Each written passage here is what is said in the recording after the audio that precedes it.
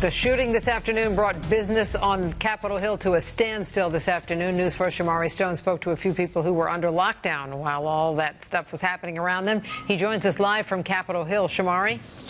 Good evening. Right now I'm at 2nd Street Southeast and East Capitol Street Southeast, and this area has opened up. It is accessible to people who are walking. However, of course, you can't drive around here. Take a look across the street. You can see the Capitol police officers with those cones up. The area is barricaded off, making sure that people aren't driving in that area. Once again, they just opened it up, so a lot of folks are out with their babies. They're out walking. And to move a little to the left right over here, now the Capitol is about a block away, and many congressional staffers are now leaving, going home after a day of uneasiness. Let's roll some video. Many didn't know what was going on outside the Capitol when they were under lockdown. They are shocked after hearing about this Alhura TV video. Many congressional staffers are heading home after this day of uncertainty, many of them not knowing what was going on. They were worried after the Capitol went on lockdown for around half an hour.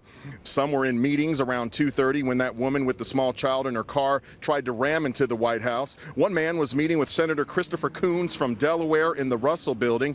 Another woman told me she was working with Capitol Host, a catering and event company. Let's hear what they both have to say. It was definitely scary. Our pagers go off, and it's usually just a drill. So for them to say that there's reported gunfire, shelter in place, it was scary because I've never experienced that before. And people were running from my company telling us to get in the back office, get on the floor, hold your purse, stuff like that. So it was kind of nerve-wracking. It was a little unsettling. You had alarms that were going off. You couldn't understand what the alarms were saying. There was some kind of emergency notice, but it wasn't clear what.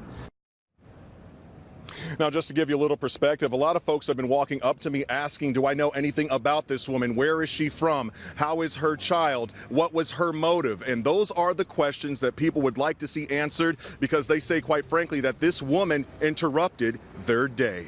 Live here on U.S. Capitol area, I'm Shomari Stone, News 4.